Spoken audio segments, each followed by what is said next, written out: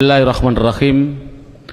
Tulisan yang paling kecil itu namanya huruf. Jadi huruf contohnya yaitu A, B, C, D dan seterusnya.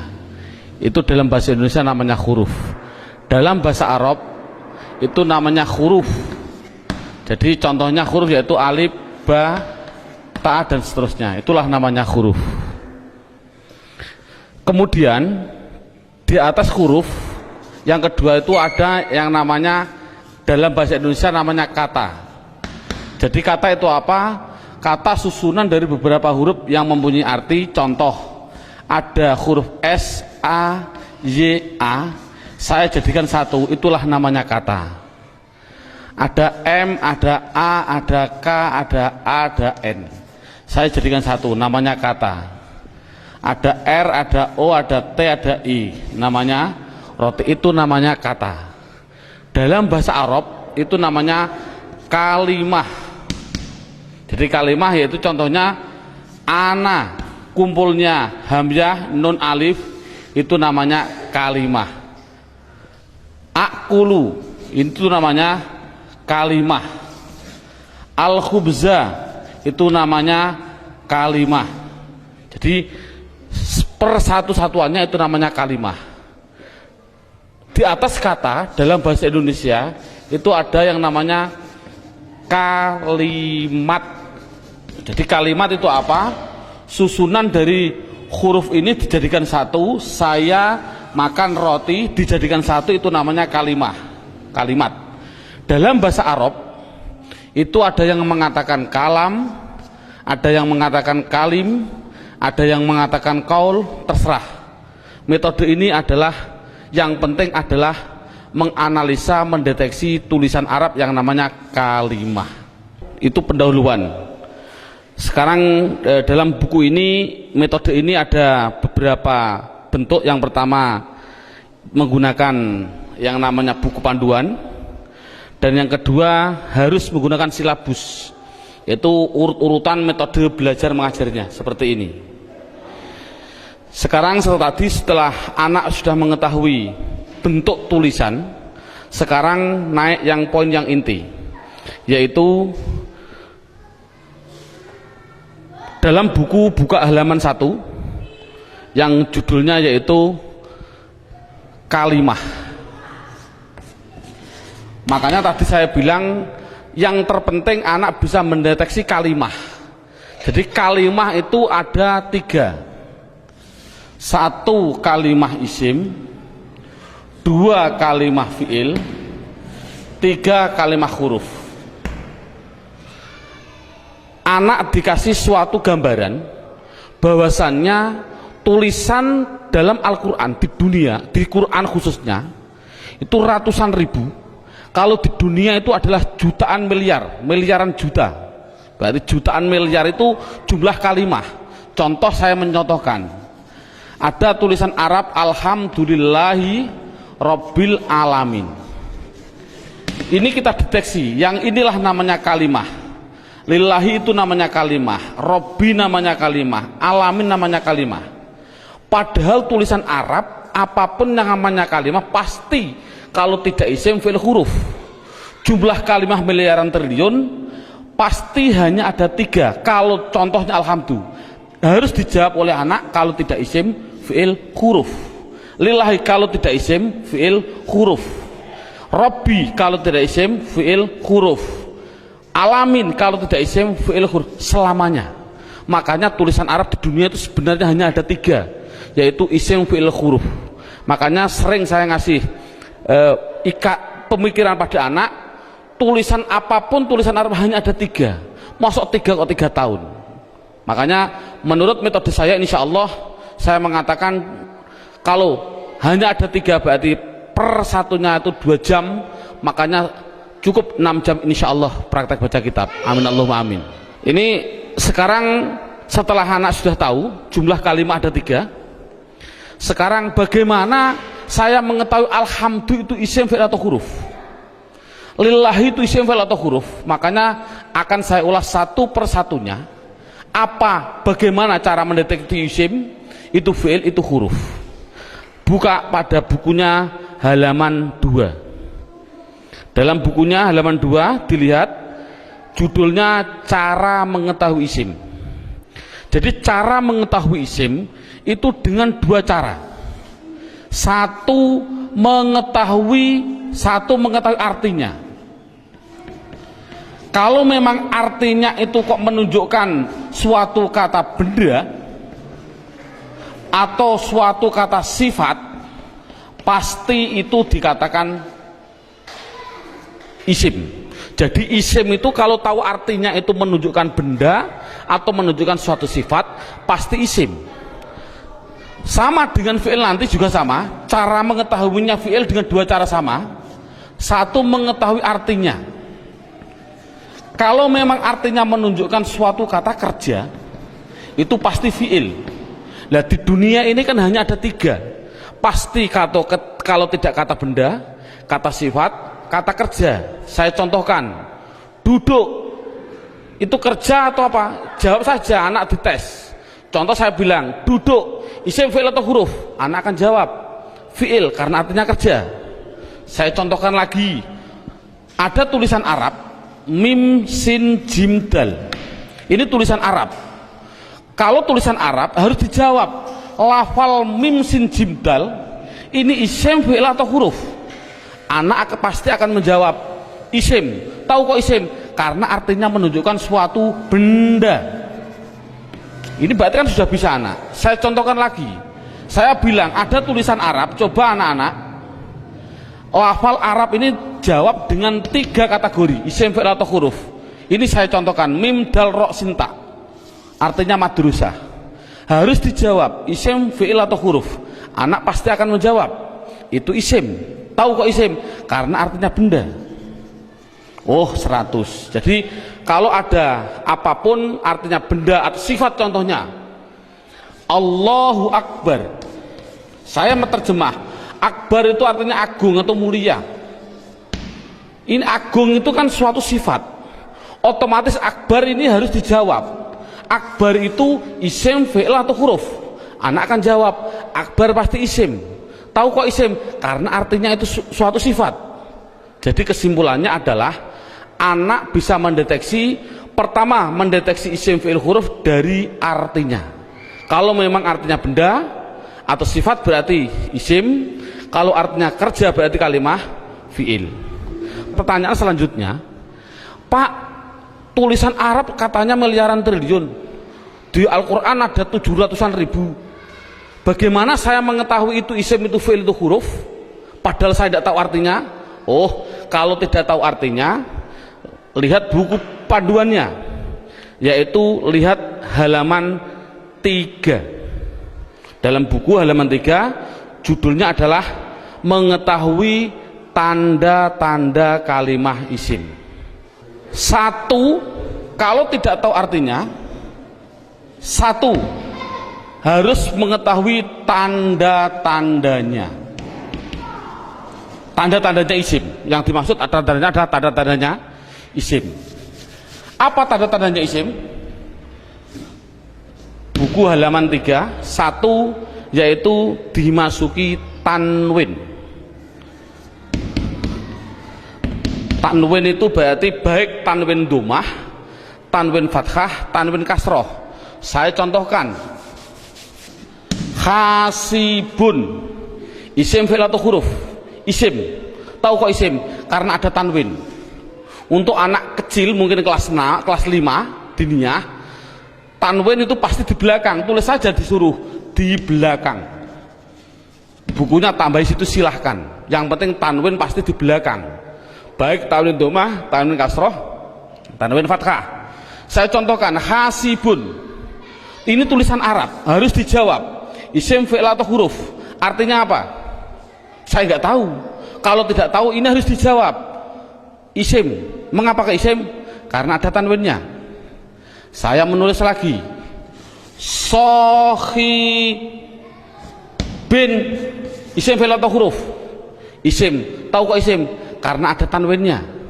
Berarti anak sudah bisa mendeteksi, yaitu tanda-tanda yang pertama kalimah isim, yaitu dimasuki tanwin. Sekarang yang nomor 2, Tanda-tanda isim yang nomor 2 itu kalau ada tulisan Arab depannya dikasih al, makanya dalam bukunya hanya dimasuki al, garis miring di depan. Jadi kalau ada tulisan Arab depannya ada alif dan lam, pasti itu isim. Contoh, alhamdu, harus dijawab isim fi'il atau huruf. Jawabnya adalah isim. Tahu kok isim? Karena dimasuki al. Ar-Rahim, isim fi'il atau huruf. Isim. Tahu kok isim? Karena ada al. Dan seterusnya. Sekarang yang ketiga, tanda-tanda isim yang ketiga yaitu dimasuki yang namanya huruf jar. Huruf jar itu apa sih? Huruf jar itu adalah tertentu, lafalnya tertentu, yaitu ada tulisan itu berupa apa? Min, ila, an, ala, dan seterusnya. Di dalam buku sudah ada. Min artinya dari, ila artinya ke, an artinya dari, ala artinya di atas, dan seterusnya. Jadi kalau ada tulisan Arab dimasuki min, yang mana huruf jar itu pasti tempatnya di depan suatu kalimah, mesti itu adalah kalimah isim. Contoh, saya mencontohkan ada tulisan Arab, zahaba zaidun ila suq, zahaba zaidun ila suq. Anak saya tes satu persatu dulu. Zaidun isim fi'il atau huruf? Isim. Tahu kok isim? Karena ada tanwinnya. Suq isim fi'il atau huruf? Isim. Tahu kok isim? Karena dimasuki huruf jar yang namanya ila. Artinya apa saya suq? Tidak tahu, tidak penting. Ini kan tidak penting. Yang penting itu bisa mendeteksi itu pasti kalimah isim. Contohnya lagi, ada contoh yang namanya ada roja'a. Saya contohkan, roja'a kembali.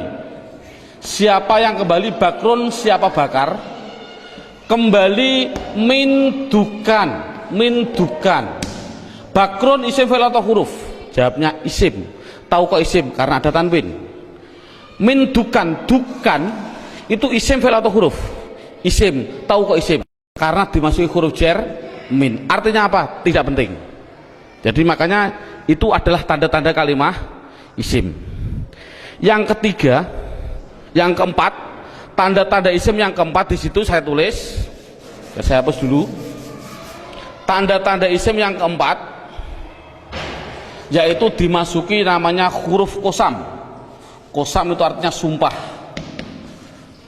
Kosam artinya sumpah.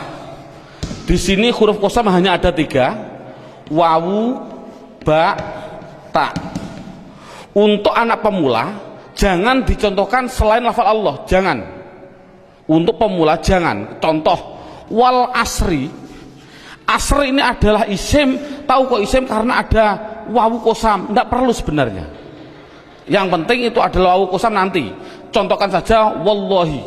Berarti Allah itu isim karena apa? Dimasuki wawu ini. Itu aja masih bingung untuk anak didik. Jadi kesimpulannya kosam tidak begitu penting. Yang penting yang terakhir ini. Tanda-tanda isim yang terakhir yang kelima yaitu dimasuki yang namanya mamimu. Contohkan, nih contoh mamimu di sini dalam buku panduan. Di situ lihat halaman 65. Halaman 65 dalam bukunya dibuka. Contohnya halaman 65 yaitu fa'ala yaf'ulu fa'lan wa maf'alan fahuwa fa'ilun wa dzaka maf'ulun. Saya ambil yang penting-penting saja. Uf'ul la taf'ul, maf'alun 2 kali ini, maf'alun mif'alun. Cara menerangkan pada anak bahwasannya fa'ala yaf'ulu fa'lan ini adalah dalam bahasa pramuka namanya kata sandi. Kalau dalam bahasa komputer namanya keyword atau password. Atau password, katakan saja password. Passwordnya itu apa? Itu namanya fa'ala. Karena apa? Fa'ala itu adalah hitungan hanya ada 3, 1, 2, 3. Artinya tulisan Arab di dunia, saya tadi bilang miliaran triliun itu pasti dari 3 kata dasar. Saya bilang contoh, memukul, doroba, ini namanya 1, 2, 3. Duduk, jalasa, 1, 2, 3. Menolong, nasoro, 1, 2, 3. Inilah jadi tulisan Arab itu pasti 3. Contoh fa'ala berarti saya contohkan di atas. Makanya anak, kalau insya Allah kalau anak desa biasanya sudah bisa. Ini namanya fa fi'il, ini namanya fi'il. Sebagai kata sandi namanya fi'il. Namanya fa fi'il, ain fi'il, lam fi'il. Jadi dot itu bertepatan dengan fa, namanya fa fi'il. Ro bertepatan dengan ain, namanya ain fi'il. Ba bertepatan dengan lam, namanya lam fi'il. Jadi pasti tulisan Arab miliaran triliun itu pasti dari 3 kata dasar. Itu pasti. Jadi kalau dilihat nanti dalam tulisan Arab, yang dimaksud mamimu adalah ada tulisan Arab, depannya ada mim, baik dibaca mi kasroh mi, atau dibaca mim dibaca fathah ma, atau ada tulisan Arab dibaca mu, muslim. Kalau ada tulisan Arab depannya kok dikasih mim dan jumlahnya pasti 4, berarti karena 3 yang asli, mim lam sin asli, mim tambahan, lam fa, lam ain fa asli, mim tambahan. Jadi kalau ada tulisan Arab depannya ada mim, baik dibaca ma atau mi atau mu, pasti itu kalimat isim. Contoh, muslim, isim fi'il atau huruf? Jawabnya adalah isim. Tahu kok isim? Karena dimasuki mu. Saya menulis. Masjid, isim fi'il atau huruf? Isim. Tahu kok isim? Karena dimasuki ma. Dan seterusnya. Saya bilang madrasah, isim fi'il atau huruf? Isim. Tahu kok isim? Karena dimasuki ma. Jadi tulisan Arab kalau ada mim dibaca baik fathah, kasroh, dumah, itu pasti kalimah isim. Sekarang saya tambah sedikit suatu pengenalan. Kalau ada tulisan Arab,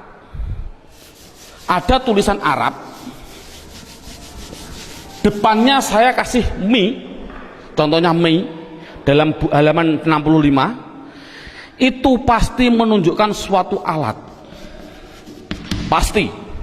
Contoh saya contohkan, rowaha sama dengan fa'ala.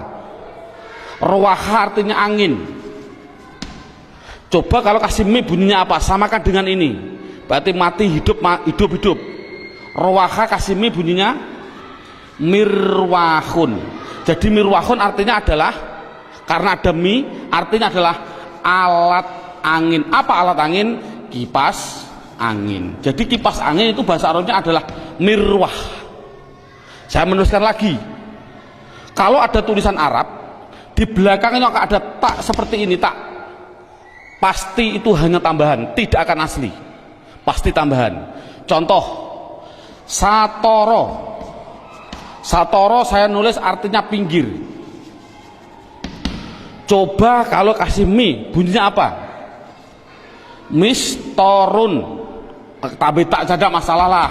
Mistorotun, apa mistorotun? Penggaris salah, yang betul adalah alat pinggir, yaitu penggaris sama. Jadi kan sama tujuannya, semuanya. Kalau ada tulisan Arab depannya dikasih ma, ada arti 2, yaitu mengartikan 2, namanya menunjukkan suatu tempat atau suatu waktu, menunjukkan waktu. Tinggal pilih kondisional. Untuk guru tolong hanya sebutkan saja pasti maf'a, karena nanti dalam pendalaman ada yang namanya maf'i, ada, tapi tidak perlu dicontohkan pada murid. Yang penting adalah maf'a.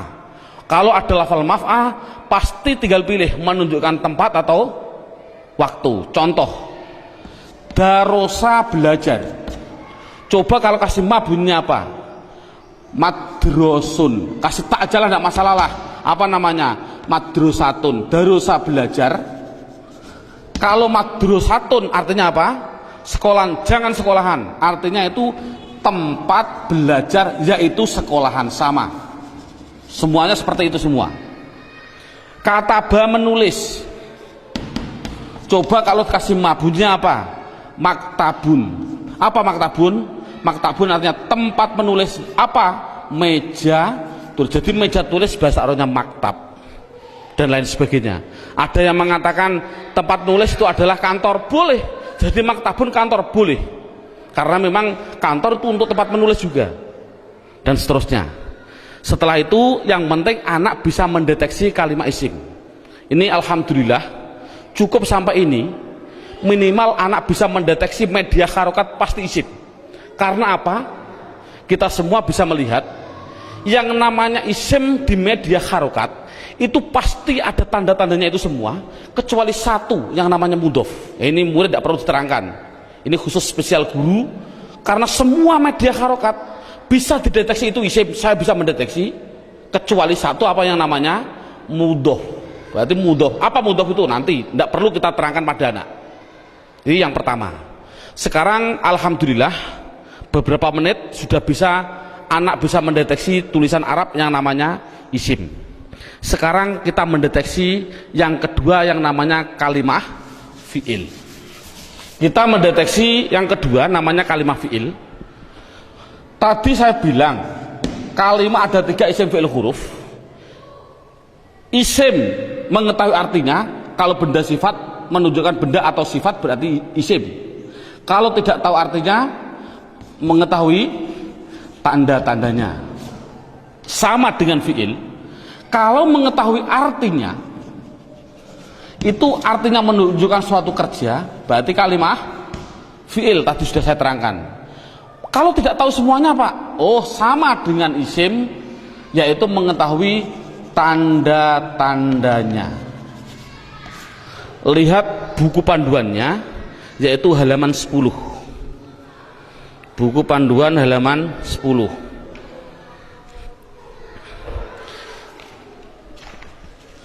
Tanda-tanda kalimat isim. 1 dimasuki kot. Di situ saya 1 dimasuki kot. Dimasuki kot. Saya menulis, biar anak, karena anak kecil mungkin biar jelas, saya suruh di depan, tempatnya itu di depan. Jadi kalau ada tulisan Arab kok ada depannya ada lafal kot, pasti setelahnya itu fi'il. Contoh, saya mencontohkan, Allahu Akbar, Allahu Akbar, qad qomatis sholah, qad qomatis sholah. Ini adalah lafal kot. Koma itu mau tidak mau harus saya jawab itu kalimat fi'il. Tahu kok fi'il? Karena dia dimasuki kot. Ini kan paling mudah. Jadi kalau ada dimasuki kot itu namanya kalimat fi'il. Apa artinya koma? Tidak penting. Yang penting tahu itu adalah fi'il. Tanda-tanda yang kedua yaitu dimasuki yang namanya sin. Tolong lafal sin tidak usah diterangkan. Karena apa kok menerangkan? Wong saya menerangkan fi'il saja belum tahu, saya contohkan lafal sayaqulu sufa. Yaqulu itu adalah fi'il, karena apa? Dimasuki sin, tidak akan mungkin paham anak. Makanya sin adalah ditinggal dulu, karena dia belum bisa mendeteksi semuanya. Jadi sin saya tinggal. Tanda-tanda fi'il yang ketiga yaitu dimasuki yang namanya saufa. Dimasuki yang namanya saufa. Tulis saja sama, sin ya di depan, saufa ya di depan, sama. Contoh yang biasa yang sering didengarkan oleh anak, contoh saya bilang kala saufata, lamun tak lamun, itu pasti saya mengatakan fi'il. Karena apa? Karena dimasuki saufa. Artinya apa? Tidak penting. Karena sudah tahu itu artinya saufa. Saufa itu masuk pada kalimat tadi mesti kalimat fi'il. Ini paling mudah. Yang terakhir tanda-tanda fiil yaitu dimasuki yang namanya taknis. Saya suruh menambahi pada anak. Taknis itu saya bilang, saya tulis di belakang, tempatnya itu di belakang, dan berupa tak seperti ini yang mati. Orang Jawa bilang tak perahu lah. Jadi tak perahu. Nek ono tak perahu seperti itu pasti itu namanya kalimah fiil. Contohnya ini. Qad qomat as-shalah, aslinya itu adalah koma, itu fiil dengan dua tanda-tanda. Satu dimasuki qad, dua dimasuki ini tak, ini di belakang masuk pada kalimat ini. Jadi ada dua tanda-tanda. Coba sholat, isim fi'il atau huruf? Isim. Tahu kok isim? Karena ada al. Oh mudah. Namun sekali lagi ini mulai metode saya adalah nanti menggunakan yang namanya metode hantu. Ini contohnya. Al ini adalah alif dan lam. Yang namanya alif itu pasti mati. Yang namanya alif pasti mati. Ada mati ketemu mati, itu namanya hantu. Saya tulis mati ketemu mati namanya apa? Hantu. Orang Arab tidak senang hantu.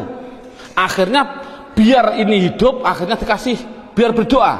Bunyi apa? Qad qomatis shalah. Bukan qad qomat shalah lagi, tapi qad qomatis shalah. Saya contohkan lagi. Lafal min ketemu masjid. Bunyinya apa? Min al masjid, tidak boleh karena ini ada alif mati ketemu mati namanya hantu, tidak boleh, harus dihidupkan biar berdoa, bunyinya minal masjidi. Contoh lagi, an ketemu madrasah, bunyinya apa? Anil. Kok bisa anil? Oh karena ada mati ketemu mati namanya hantu. Ini sekali lagi orang Arab itu tidak senang atas hantu. Kesimpulannya adalah berapa menit mulai pertama dan sekarang ini anak sudah bisa mendeteksi media harokat yang namanya isim dan fiil.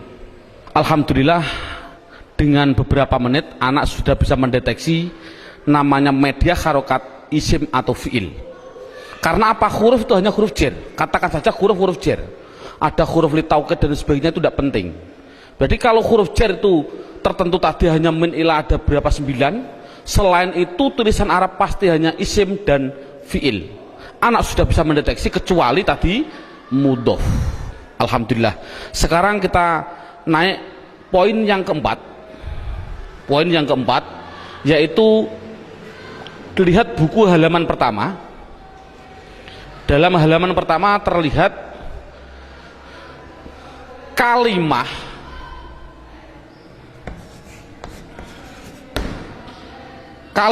isim, fiil, huruf. Ini ada gambar kalimah pasti butuh kepada yang namanya, ini garis horizontal namanya perlu. Dalam bahasa Indonesia namanya perlu, bahasa Indonesianya orang Jawa namanya butuh. Butuh itu kemarin saya dari Sumatera, butuh itu artinya sama seperti di orang Kalimantan dakar. Naudzubillah, mohon maaf sekali bahasa kasar perlu. Berarti kalimah itu pasti memerlukan yang namanya i'rab. Halaman pertama dilihat i'rab itu ada 4. Satu namanya i'rab rofa, 2 namanya i'rab nasab, 3 namanya i'rab jar, yang keempat yaitu namanya i'rab jazm. Jadi kalimah itu pasti memerlukan yang namanya i'rab. Padahal i'rab ada 4, rofa, nasab, jar, jazm. Dan perlu diketahui kalimah isim itu butuhnya hanya butuh 3, bukan 4. Fi'il butuhnya yaitu 3, bukan 4. Huruf, sementara huruf tidak butuh. Jadi yang butuh i'rab itu yaitu khusus yang namanya kalimah isim dan kalimah fi'il. Apa i'rab itu nanti saya terangkan. Yang penting isim itu butuh 3. Apa namanya? Dan perlu ditulis dulu. Anak harus digarisbawahi. Rofa pasti domah. Dibilang pasti. Karena pengalaman saya pada waktu kecil, Pak Guru menerangkan rofa yaitu domah, wawu, alif, nun. Itu saya juga bingung. Makanya saya melihat dalam jurumiyah ada namanya alamat asli, menunjukkan bahwasanya anak, saya punya insting, oh berarti mengapa musonaf kok mengatakan asli domah, inilah mungkin metode saya harus mengikuti seperti ini.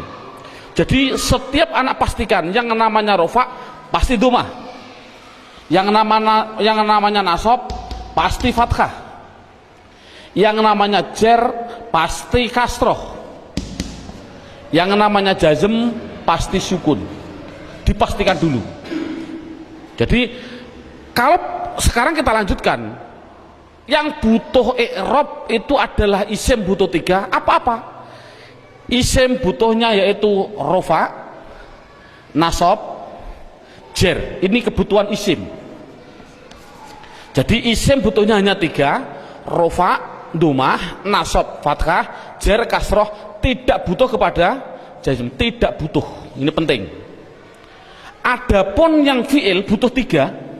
Fi'il butuh 3. Apa-apa? Rofa, nasab, dan jazm. Tidak butuh kepada yang namanya jer. Ini anak harus tidak perlulah kita terlalu ngasih pertanyaan terbulak-balik. Contoh, isim i'rab apa yang khusus masuk pada fi'il, i'rab apa yang tidak boleh masuk pada fi'il, tidak perlulah. Yang penting minimal pertama kali tolong ditekankan isim. Fi'il aja tidak penting, nanti dulu. Yang penting kalau bilang isim pasti punya namanya rofa domah, nasab fathah, jer kasroh. Itu isim dulu, matangkan isim. Fi'il tidak perlu ditanya dulu. Jadi sekarang pertanyaannya, apa sih yang dinamakan rofa domah? Rofa itu adalah i'rab. I'rab itu apa?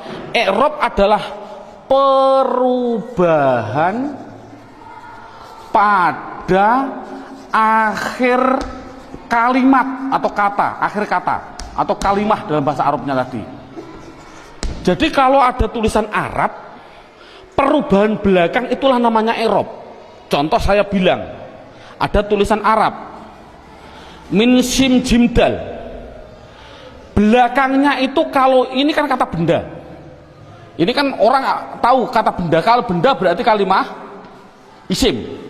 Kalau isim harus dijawab, pasti butuh perubahan belakang. Kalau dia rofa ya pasti dun. Apa rofa itu nanti? Pasti dun. Kalau dia nasab berarti pasti dan. Kalau dia jer berarti din.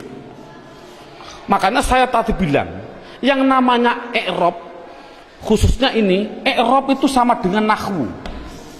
Contohnya lafal ini, dun dan din. Inilah belakang, ini namanya nahwu. Adapun depan ada tulisan mim sim jim dal, bacanya apa? Masji. Mengapa kok dibaca masji? Mbok dibaca misijid saja. Inilah perubahan depan, itu namanya sorof. Jadi nahwu sama sorof itu harus gandeng. Mengapa terjadi sekarang ini guru nahwu, guru sorof sudah berlainan, itu sudah jauh, akan bertemu juga sulit. Karena satu kalimat membutuhkan 2 hal, yang namanya nahwu dan sorof. Jadi perubahan depan itu namanya sorof, perubahan belakang adalah nahwu. Jadi kesimpulannya lagi, ada kesimpulan ini, tolong nanti anak-anak harus dipahami. Yang namanya isim, yang namanya, saya ini kesimpulan, isim pasti butuh 2 hal belakangnya. Kalau ada al, kalau tidak ada al ya ditanwin. Itu prinsip. Jadi kalau ada tulisan Arab kok dia menunjukkan suatu isim, itu harus kasih tanwin kalau tidak ada alnya. Kalau ada alnya jangan ditanwin. Contoh, masjid ini kan tidak ada alnya, makanya saya balang dun dan din. Coba kalau saya kasih al, almas, Al-masjid, coba rofaknya bunyinya bagaimana? Al-masjidu, jangan ditanwin karena ada al. Nasabnya bunyinya bagaimana? Al-masjidah. Jernya bunyinya bagaimana? Al-masjidi.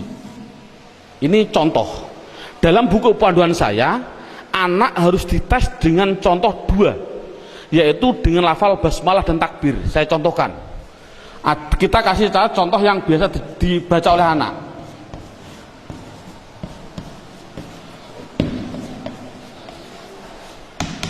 Dideteksi dulu isim fi'ilnya. Coba rohim, lafal belakang ini isim fi'il atau huruf? Isim, tahu kok isim? Ada al. Rohman, isim fi'il atau huruf? Isim, tahu kok isim? Ada al. Allah, isim fi'il atau huruf? Isim, tahu kok isim? Ada al. Silahkan. Ini ada khilafiyah ulama. Ada yang mengatakan jangan bilang al. Ini adalah ismudzat, tidak boleh dirubah-rubah. Tapi ada ulama yang mengatakan memang al. Dari lafal aliha dikasih al, jadinya alifnya dikasih panjang. Allah. Nggak, untuk anak kecil biarlah itu bilang isim karena ada al, silahkan. Ismi, ini isim, tahu kok isim karena ada huruf jerba. Ini memang sulit, anak pemula memang sulit, nggak begitu penting. Yang penting dikasih tahu ismi isim karena ada huruf jar masuk. Kalau ini mengatakan isim, ini isim karena ada al, ini isim karena ada al, ini isim karena ada al. Coba harokannya gimana? Bismi, loh, saya baca kasroh, berarti dia menunjukkan rufa nasab atau jer? Jer, karena kasroh. Oh 100. Bismillahi, saya kasri hi, berarti di kasroh. Isim ada kasroh. Oh masuk karena dia jer berarti. Mengapa kok jer? Oh nanti, belum waktunya. Bismillahirrohmani, mengapa saya bilang nih? Rufa nasab atau jer? Jer. Oh 100. Teruskan. Bismillahirrahmanirrahim. Pasti anak jawab khim. Jawab saja mustahil. Karena sukun itu miliknya fi'il. Ini kan sukun. Sukun itu adalah miliknya kalimah. Sukun itu miliknya kalimah fi'il. Padahal ini isim. Berarti ini milik isim, tidak boleh. Jadi salah pada tulisan Arab Bismillahirrahmanirrahim, mimnya kok disukun, salah. Mestinya itu kalau dia isim, kalau tidak rohimu ya rohimah ya rohimi, pasti itu. Oh kebetulan di dalam Al-Quran tulisannya adalah mi, ya berarti jer. Dari mana kok jer? Yang penting dia kasroh itu jer. Mengapa kok dibaca jer? Oh nanti belum masanya. Yang penting dia bisa mendeteksi itu isim, rofa nasab atau jer. Ini kan anak sudah lumayan. Dengan berarti gambaran rohim ini adalah menggambarkan anak biar tahu, oh isim tidak boleh ditanwin. Loh kok disukun pak? Oh tidak boleh ditanwin, maaf, sukun. Mengapa sukun pak? Karena wakof. Saya contohkan lagi 2 contoh. Lafal Allahu Akbar. Allahu Akbar. Orang bilang akbar disukun. Saya jawab salah. Mengapa salah? Tadi saya bilang akbar itu adalah sifat. Yang namanya sifat itu pasti isim. Yang namanya isim tidak mungkin dia disukun. Di dalam tulisannya kalau begini. Karena apa? Sifat isim tidak boleh sukun. Karena sukun itu miliknya fi'il. Kalau isim itu pasti kalau tidak ru ya roh ya ri. Mengapa tidak ditanwin? Nanti. Yang jelas ini contoh Allahu Akbar. Allah isim, tahu kok isim ada al. Rofa nasab atau jer? Rofa, tahu kok rofa karena dumah. Akbar yang betul adalah akbaru. Jadi mengapa kok dibilang bar? Karena wakof. Kalau nulis adalah ru yang betul. Makanya sering saya kasih pertanyaan, bagaimana hukumnya ada orang sholat bilang Allahu Akbaru, sah nggak? Jawabnya adalah sah karena nakunya seperti itu. Namun yang terbaik memang adalah wakof. Seperti ini. Bismillahirrahmanirrahim karena wakof. Jadi intinya adalah yang namanya i'rab ada 4 rofa nasab jar jazm. Khusus kita tekankan pada isim. Yang namanya isim belakangnya pasti rofa dumah, nasab fathah, jar kasroh. Itu kesimpulannya. Sekarang silabusnya poin yang kelima, judulnya yaitu pendalaman isim. Buka halaman 1, sama halaman 1, yaitu lihat halaman 1, isim dibagi 2. Ada yang namanya isim mabni, ada yang namanya isim mu'rab. Sekali lagi, isim mabni dan isim mu'rab dibagi dulu. Apa yang namanya isim mabni? Dalam buku halaman 2 ada. Mabni itu adalah, mabni itu apa? Mabni adalah harokat belakang, harokat belakang itu tetap. Saya tulis tetap. Itulah namanya mabni. Jadi mabni itu apa? Mabni harokat belakang tetap. Mu'rab itu apa? Mu'rab yaitu harokat belakang berubah-ubah. Harokat belakang berubah-ubah. Jadi itu kesimpulannya. Jadi isim harus dibagi 2, isim mabni dan isim mu'rab. Isim mabni belakangnya tetap, isim mu'rab belakangnya berubah-ubah. Isim mabni sekarang diperinci satu persatu. Dalam silabus ada isim mabni, yaitu satu namanya isim domir. Saya tulis satu namanya isim domir. Tolong dalam hal ini anak tidak usah diperdalami. Yang namanya pada waktu pengalaman saya dulu kecil, Pak Guru bilang domir itu ada 2, seperti contoh seperti ini. Domir ada 2, domir baris dan domir mustatir. Baris muttasil ada 2, baris munfasil ada 2, muttasil ada 4, dan domir mustatir ada yang jawas dan ada yang wujub.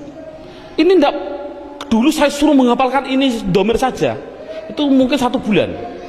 Lah menurut saya kita ambil yang pokok dulu. Dengan metode ini adalah metode saya bilang domir yang berupa domir baris munfasil rufa, yaitu pendalamannya dalam buku. Lihat halaman buku yaitu dilihat halaman 4. Halaman 4 dilihat judulnya isim domir. Di situ saya tulis yaitu lafal huwa, huma, hum, iya, huma, hunna,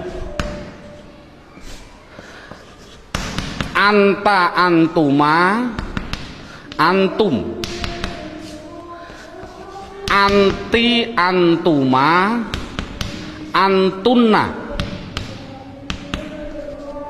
Yang terakhir ana, nahnu. Jadi jumlahnya 14.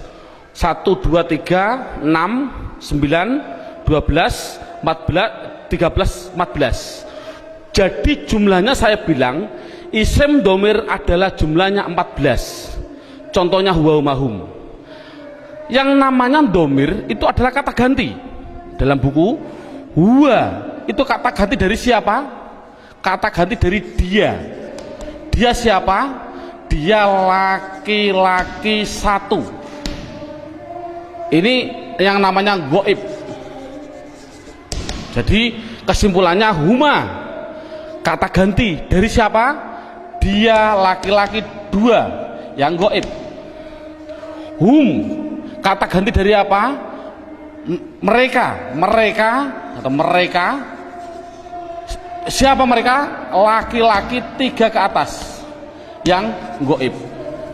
Jadi kesimpulannya ini adalah namanya laki-laki. Ini berarti 1, 2, 3 ke atas ini perempuan.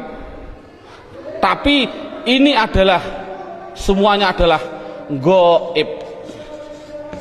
Sekali lagi ini adalah goib. Berarti dia perempuan 1 goibah atau goib. Goibah. Huma 2 perempuan goibah. Huna 3 ke atas perempuan goibah. Jadi inti kesimpulannya adalah 3 ini laki-laki, Tiga ini perempuan yang semuanya adalah katakan goib. Anta, kata ganti siapa? Dari kamu. Kamu siapa? Kamu laki-laki satu yang hadir. Saya simpulkan, intinya ini adalah laki-laki yang anti antuma antuna. Saya simpulkan perempuan, namun dua-duanya ini namanya hadir. Namanya hadir. Ana artinya saya, nahnu artinya kita. Penjelasannya, mengapa dhamir dikatakan mabni? Ini anak dijelaskan dengan dua pendekatan. Contoh lafal huwa. Huwa itu kata ganti siapa? Dari dia. Dia satu, orang laki-laki satu, orang Inggris. Kata gantinya juga dia, tetap inilah akhirnya wa. Selamanya akhirnya dibaca wa.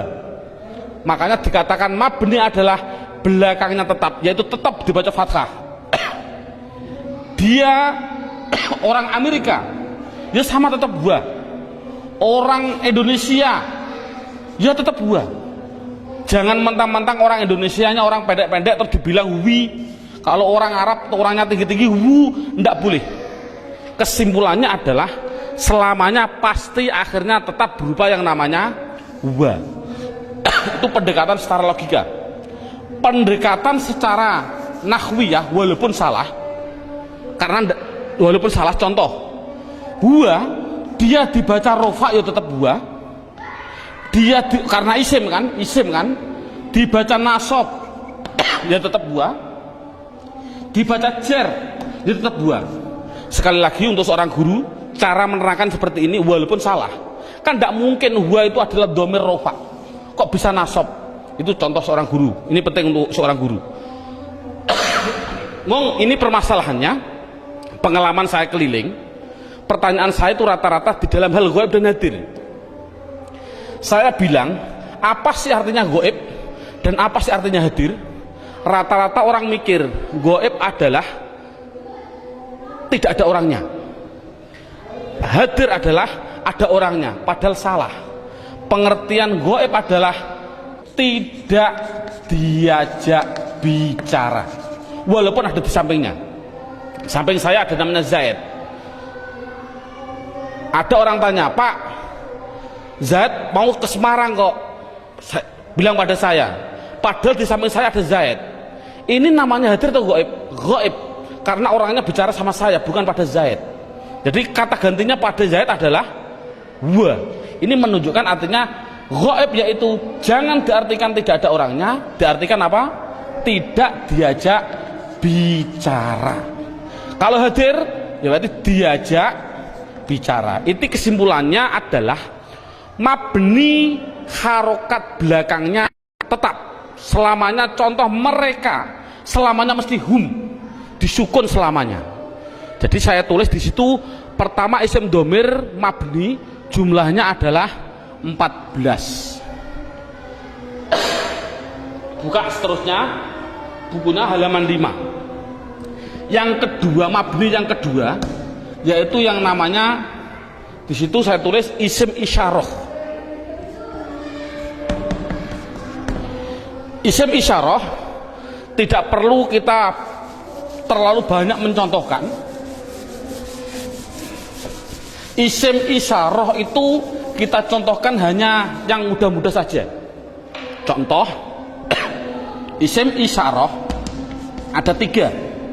Ada yang namanya qorib, ada yang namanya wasit, ada yang namanya ba'id. Qorib artinya dekat, wasit artinya sedang, ba'id artinya jauh.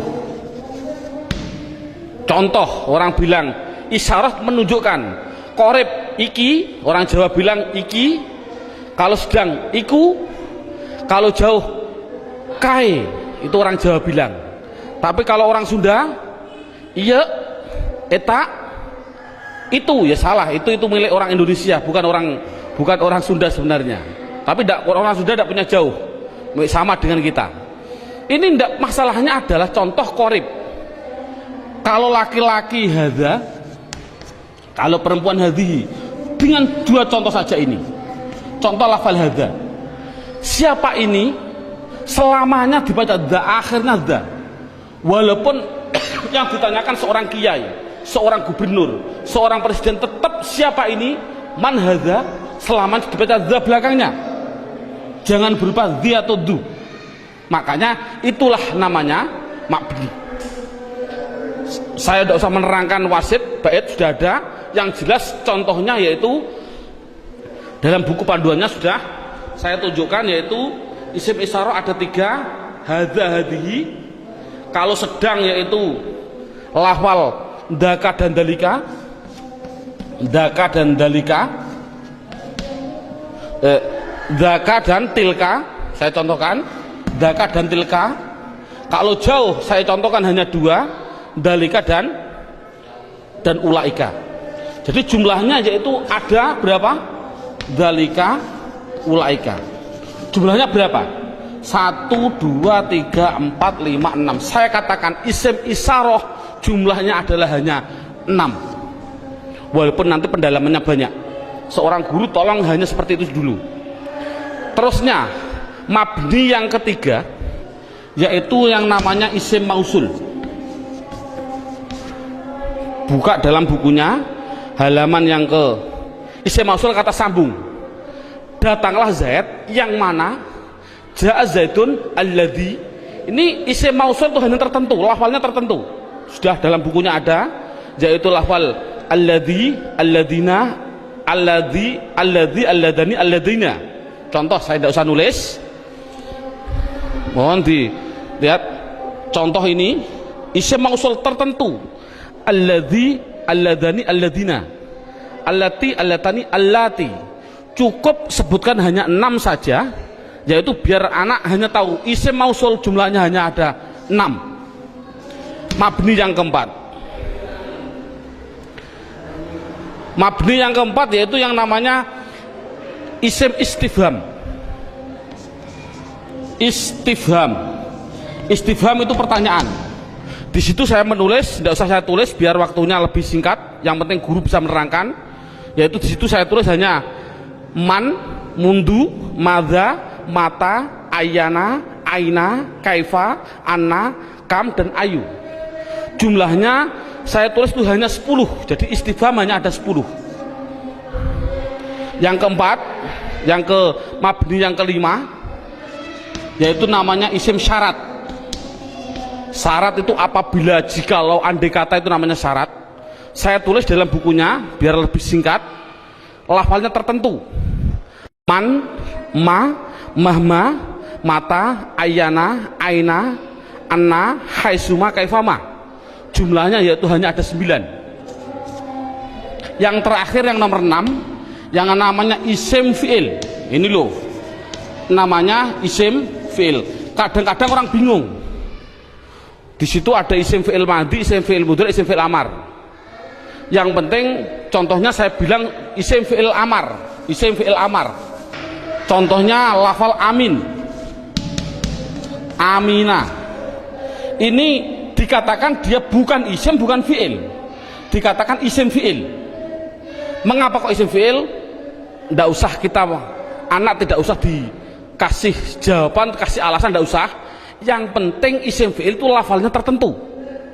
Lafalnya itu hanya ada 9. Begitu. Berarti anak yang penting tahu. Contohnya seperti ini. Isim fi'il amar yang pertama. Ada yang namanya soh dan seterusnya. Isim fi'il madhi ada 2. Isim fi'il mudhari ada 2. Cukup 9 saja. Inti kesimpulannya, isim mabni itu jumlahnya adalah 14, 6, 6, 10, 9, 9, jumlahnya adalah 54. Padahal tadi saya bilang tulisan Arab yang namanya isim di dunia jumlahnya kalimat isim adalah 1 miliar triliun. Itu jumlahnya tulisan Arab di dunia itu 1 miliar triliun. Kalau isim jumlahnya miliaran triliun dibagi dua, mabni dan mu'rob. Yang namanya mabni yaitu 54, selainnya pasti mu'rob. Kesimpulannya, isim mu'rob adalah yang tidak berupa mabni. Saya mohon maaf untuk seorang ustadz, seorang guru. Dulu pada waktu saya masih kelas 1 sanawiyah, sudah diajarkan oleh alfiyah, padahal saya belum memahami betul. Saya ditunjukkan contohnya huwa, isim domir. Isim domir huwa itu dikatakan mabni karena apa? Karena yang namanya mabni adalah serupa dengan huruf. Mu'rob tidak serupa dengan huruf. Jadi yang namanya mabni serupa dengan huruf. Serupa di dalam apanya? Ada sibah wad'i, sibah iftikori, sibah. Tidak perlulah kita sementara, nanti dulu. Yang penting anak bisa, yang namanya mabni pasti tertentu lafalnya, dan dia pasti serupa dengan huruf. Makanya tidak usah kita menjelaskan alasan-alasan dulu, biarlah nanti seorang ustadz kalau dia sudah belajar alfiyah. Ini metode awal. Jadi saya simpulkan, kalau tulisan Arab yang namanya isim jumlahnya 1 miliar triliun, mabni 54, berapa jumlah mu'rob? Jumlah mu'rob ya miliaran triliun dikurangi 54. Kalau kita nulis persen, ya mungkin 0,000 nafas hampir habis baru 1%. Jadi anak mudah. Isim domir ada 14, isim isyarah ada 6. Contoh, alhamdu, isim fi'il atau huruf? Isim. Tahu kok isim? Ada al. Kalau tahu isim harus dijawab, dia masuk kategori mabni atau mu'rob, harus dijawab. Jawabnya apa? Anak dibilang ini pasti mu'rob. Karena apa kok mu'rob? Karena lafal alhamdu tidak ada pada mabni yang jumlahnya 54. Itu kan paling mudah. Berarti semua tulisan Arab kalau tidak ada di 54 ya pasti mu'rob. Berarti mu'rob miliaran triliun. Jadi makanya anak suruh menghafalkanlah. Arti tidak perlu nanti dulu. Yang penting anak bisa mendeteksi. Itu adalah mabni, jumlahnya 54, apa-apa, wa dan seterusnya. Isim isyarah tak dihafal, isim mausul hafal. Selain itu pasti mu'rob. Contoh lagi, alhamdulillahirabbil alamin. Isim fi'il atau huruf? Isim. Tahu kok isim? Ada al. Kalau isim, jawab mabni atau mu'rob? Itu pasti pertanyaan itu harus. Jawabnya adalah mu'rob. Tahu kok mu'rob? Karena tidak ada di mabni, gitu saja. Paling simpel. Mengapa kok mu'rob? Karena tidak ada di mabni. Insya Allah anak akan bisa. Berarti bisa mendeteksi media harokat itu isim, mabni atau mu'rob. Semuanya. Mulai dari bismillah, mu'rob karena tidak ada di mabni. Bismillahi Allah, mu'rob karena tidak ada di mabni. Bismillahirrahman, Rahman mesti mu'rob karena tidak ada di mabni. Rahim, mu'rob karena tidak ada. Mudah. Jadi anak sudah bisa mendeteksi itu mabni dan itu mu'rob. Sekarang pendalaman yang terakhir, pendalaman isim yang terakhir yaitu di dalam hal mu'rob. Dalam buku panduannya lihat halaman 8. Lihat halaman 8. Halaman 8 sudah tertulis, saya tulis di situ. Halaman 8. Halaman 8 sama halaman 1 sama. Sekali lagi, halaman 8 dan halaman 1 adalah sama. Yang namanya mu'rob itu tadi kan ada 6 jumlah total 54. Sekarang enggak, yang namanya mu'rob 1 ada yang namanya mufrad, 2 ada yang namanya tasniyah, yang ketiga ada yang namanya jamak mudzakkar salim, yang keempat ada yang namanya jamak muannas salim, yang kelima, lah ini saya batasi cukup mu'rob yang penting anak bisa 4, mufrad tasniyah jamak mudzakkar salim jamak muannas salim. Yang kelima sampai yang ke-9 tidak penting. Sekali lagi metode ini adalah tidak penting. Karena apa? Karena mu'rob yang 4 ini itu sudah mendominasi dalam tulisan Arab, 80% dari tulisan Arab itu pasti terjadi dari 4. Makanya anak harus ditekankan di dalam 4 tadi. Berarti sekali lagi, mu'rob yang jumlahnya miliaran triliun dikurangi 54 itu harus dimasukkan di antara 4 ini. Berarti di antara 4 ini mufrad, tasniyah, jamak mudzakkar salim, jamak muannats salim. Sekarang anak diterangkan apa sih yang namanya isim mufrad. Lihat ini, mufrad itu bahasa Arab. Artinya apa mufrad? Artinya satu, baik dia seorang laki-laki atau perempuan, pokoknya satu, itu nama bahasa Arabnya mufrad. Tasniyah itu bahasa Arab. Apa sih artinya tasniyah? Tasniyah itu artinya 2, baik dia seorang laki-laki atau perempuan. Yang ketiga namanya jamak mudzakkar salim. Jamak itu artinya banyak, banyak itu artinya 3 ke atas, 3 plus. Mudzakkar artinya laki-laki, salim artinya selamat, berarti laki-laki yang selamat. Ngono selamat cara jayani. Yang keempat, jamak muannats salim. Jamak artinya 3 ke atas, muannats artinya perempuan, salim selamat. Jadi sementara anak dites dengan bahasa Jawa atau bahasa Indonesia, disuruh mengarabkan. Contoh saya bilang, coba saya bilang 2 buku itu mufrad atau tasniyah atau jamak mudzakkar salim atau jamak muannats salim? Jawab tasniyah. Tahu kok tasniyah? Karena artinya 2. Saya bilang 5 bakar, mufrad, tasniyah atau jamak mudzakkar atau jamak muannats? Jawab jamak mudzakkar salim.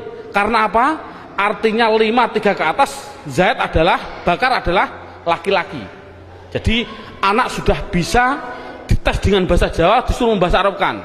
Contoh sekali lagi, 2 zaid tasniyah, 5 bakar jamak mudzakkar salim, 10 hindun itu perempuan, jamak muannats salim. Bakar 1 artinya mufrad, Zainab 1 artinya mufrad bahasa Arabnya. Nah, kalau ada tulisan Arab kok tidak berupa mabni yang jumlahnya 54, pasti harus dimasukkan mu'rob. Kalau mu'rob harus dimasukkan di antara 4 ini, harus apa mufrad, apa tasniyah, apa jamak mudzakkar salim, apa jamak muannats salim, pasti harus masuk semua tulisan mu'rob. Contoh, nah ini bagaimana saya mengetahui Pak tulisan Arab itu mufrad, tasniyah, jamak mudzakkar salim, jamak muannats salim? Lihat bukunya halaman 8. Kalau ada tulisan Arab, belakangnya kok ada alif nun atau ya nun, nunnya dibaca kasroh ni, sebelum ya dibaca fathah, sebelum alif dibaca fathah, bunyinya ani atau aini, mesti artinya 2. Kalau ada tulisan Arab belakangnya kok berupa wawun nun atau ya nun, nunnya tapi dibaca na, baca fathah na, sebelum ya dibaca kasroh, sebelum wawu dibaca dhammah.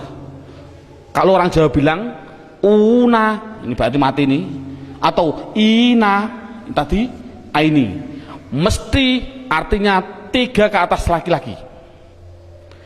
Kalau ada tulisan Arab belakangnya berupa alif dan tak, taknya tak perahu, sebelum alif dibaca fathah, taknya hanya 2, kalau tidak ton ya tin, itu pasti dikatakan jamak muannats salim. Kalau ada tulisan Arab belakangnya tidak ada tambahan ani, aini, una, ina, atun, atin, mesti itu isim mufrad. Jadi isim mufrad itu apa? Yaitu kalau tulisan Arab tidak ada belakangnya tidak ada tambahan. Saya contohkan, alhamdu, isim fi'il atau huruf? Isim. Tahu kok isim? Karena ada al. Pertanyaan selanjutnya, mabni atau mu'rob? mu'rob. Tahu kok mu'rob? Karena tidak ada di mabni. Kalau mu'rob harus dimasukkan di antara empat ini, wajib. Empat ini harus dimasukkan. Berupa apa? Mufrad. Tahu kok mufrad? Karena belakangnya tidak ada tanda-tandanya. Ani, aini. Ini kan dal. Dal ini kan tidak ada tambahannya. Oh, jadi alhamdu adalah isim mufrad. Contoh lagi. Bismillah, alhamdulillahi rabbil alamin. Alamin. Pertanyaan, isim fi'il atau huruf? Isim. Tahu kok isim? Ada al. Mabni atau mu'rob? Mu'rob. Tahu kok mu'rob? Karena tidak ada di mabni. Kalau masuk mu'rob, masukkan di antara empat ini. Bunyinya apa? Jamak mudzakkar salim. Tahu kok jamak mudzakkar salim? Karena belakangnya ada inang, ya nun, sebelumnya dibaca kasroh. Cocok gak dengan ini? Ina. Jadi tulisan Arab mesti gitu semua. Kalau mu'rob pasti harus masuk kategori di antara empat tadi. Ini alhamdulillah berapa jam ini anak sudah bisa 100% mendeteksi isim dan mengkategorikan di antara mabni dan mu'rob. Subhanallah, sudah bagus. Ini untuk apa isim tadi? Oh, nanti. Itu adalah setelah 3 jam. Kita istirahat dulu.